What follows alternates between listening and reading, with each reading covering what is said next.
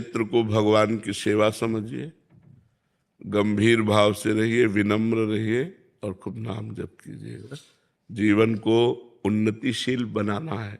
जब तक भगवान न मिल जाए तब तक हमारी यात्रा रुकनी नहीं है। लौकिक पारलौकिक सब क्षेत्रों को पार करते हुए एक बार ठाकुर जी के देखें, जिसके हम असली में हैं, एक बार भरनेत्र उसको तो भी देखें। अनंत जन्म व्यतीत हो गए इसी माया में भ्रमित होते हुए, न जाने किस किस को अपना बनाया, सब छूटते गए। एक बार जो अपना है उसको तो देखें, जो एक बार अपना असली पिता है, जिसने मुझे प्रकट किया, जिसने मुझे बनाया है, एक बार उसको देखें। एक बार लालसा होनी चाहिए। सुनते हैं बड़े सुंदर हैं, यार एक बार तो देखना चाहिए ना, बड़े सुंदर हैं, देखने योग्य हैं, अपने हैं, प्यारे हैं। तो एक बार ये लक्ष्य बना लेना चाहिए कि आप चाहे जिस जन्म में मिलो, ये आपके ऊपर छूट है, लेकिन प्यारे अब मैं आपसे मिलना चाहता हूँ। आपने सब सुख देख दिए, दिखा दिए, अब हम मुझे नहीं चाहिए, अब मुझे आप चाहिए। और अगर आप चाहिए तो सारे सुख आपके चरणों में अपने आप आ जाएंगे। और आपसे विमुख होने पर देखो, हनुमान जी महाराज रावण से बोले कि तेरे पास सब कुछ है लेकिन विवेक नहीं। जिनके द्वारा तुझे सब कुछ मिला है उन्हीं की पत्नी का अपहरण करके तू सुख चाहता है। तो शंकर सहस विष्णु आज तो ही सकहि न राख राम कर द्रोही। हजारों शंकर हजारों विष्णु मिल जाएं तो भी तुझे भगवान राम से द्रोह करने के कारण तेरी रक्षा नहीं कर पाएंगे। और अंततो गत्वा बंदर उसकी खोपड़ी पे पैर मारते हैं।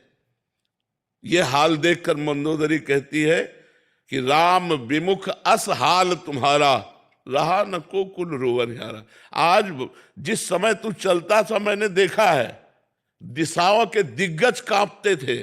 आज वही रावण तेरी खोपड़ियों को बंदर लात मार रहे हैं। ये हालत भगवान से विमुख होने के कारण हुई।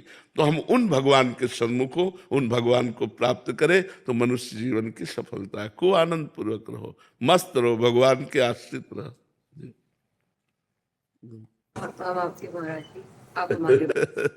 हम सब श्री जी के हैं। हम एक छत्र के नीचे हैं, जिसका है नीला छत्र है ना,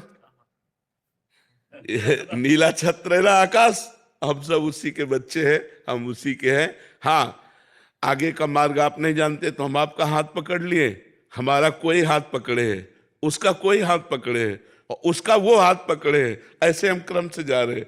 इष्ट आचार्य गुरुदेव उन्हीं के बल से हम जा रहे हैं। ये जो परंपरा बनी है वो ऐसे ही बनी है कि हम आपका हाथ पकड़े हैं, लेकिन मेरे में सामर्थ्य नहीं, मेरे गुरुदेव मेरा हाथ पकड़े हैं। लेकिन मेरे गुरुदेव आचार्य का हाथ पकड़े, आचार्य इष्ट का हाथ पकड़े, तो मतलब हम लाइन में ही हैं, हम वहीं पहुंच जाएंगे।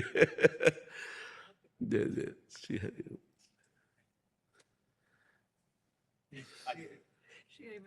श्री हरि, खूब जाओ, मस्त रहो। अलका श्रीवास्तव जी। राधे राधे महाराज जी।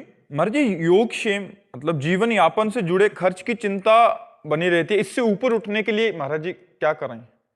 आप बताइए, आप दुख प्राप्ति की चाह करते हैं क्या? कोई स्वयं प्राप्त होता है ना, ऐसे सुख प्राप्त हो जाएगा जो आपके भाग्य में लिखा है। सुख और दुख के लिए आपको प्रयास नहीं करना, आपको प्रयास करना है सुख और दुख से परे परमानंद की प्राप्ति के लिए, भगवान की प्राप्ति के लिए। यदि आप भगवान की प्राप्ति के लिए प्रयास करते हैं तो आपको योग क्षेम की चिंता नहीं करनी पड़ेगी, क्योंकि स्वयं ठाकुर जी कह रहे हैं, अनन्यश्चिन्तयन्तो माम ये जनाः पर्युपासते तेषां नित्याभियुक्ता नाम योगक्षेमं वहाम्यहम्।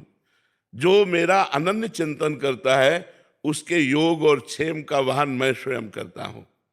योग का तात्पर्य होता है प्राप्त जो है और अभी जो नहीं प्राप्त है, नहीं प्राप्ति की प्राप्ति कराने का नाम योग है, और जो प्राप्त है उसकी रक्षा करने का नाम क्षेम है।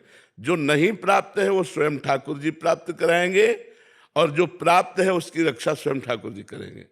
वो देख रहा है योगक्षेमम वहाम्यहम्, वो ऐसे थोड़ी बोल रहा है, वो सच्चिदानंद है, वो सत्य नारायण है, वो जो बोलता है वो करता है। उन्होंने कहा योगक्षेमम वहाम्यहम्, मेरा सिर्फ कार्य है उसका आश्रय लेकर चिंतन करना और उसका कार्य है व्यवस्था करना।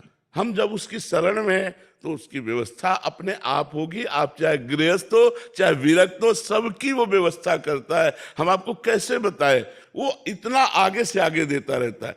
आपको क्यों नहीं मिलता? क्योंकि आप अहंकार से अपना पोषण कर रहे हैं, भगवान से नहीं। मैंने ये किया, मैं ये करूंगा। अहंकार विमूढ़ात्मा करता हमित मन्यते, तो उतना ही मिलेगा जितना आप कर रहे हो। अगर ऐसे हो गए, एक होता है गोदनामा और एक होता है निजी कमाई। जो भक्त होता है वो गोदनामे में होता है। हमारा विश्वास, हमारा आत्मनिर्भर भाव, हमारी आत्मा भगवान है, उन पर निर्भर भाव, तो कहते योगक्षेमम वहाम्यहम्। हम एक गृहस्थ की बात बताते हैं। हम रोटी मांगने जाया करते थे, तो उनको देखते तो पूजा में ही लगे रहते। बिहारी जी के तीनों काल के दर्शन, यमुना स्नान, वृंदावन की प्रदक्षिणा और नाम जब भक्ति में रत रहते। उनकी बेटी सयानी हुई, कोई अर्थ की व्यवस्था नहीं कि आपकी बेटी सयानी हो रही है और ब्याह करना है और आप रात दिन पूजा में ही केवल लगे रहते। आपकी आय कोई है नहीं। जो रेलवे में, तो उससे जो उनको मिलता था पेंशन, उसी से उनका चलता था। वो बिल्कुल बिल्कुल विरक्त संत जैसे गृहस्थी में। तो उनका बाबा, हम बिहारी जी की वो बात देखते हैं जो उन्होंने कहा योगक्षेमम भाम्यहम्।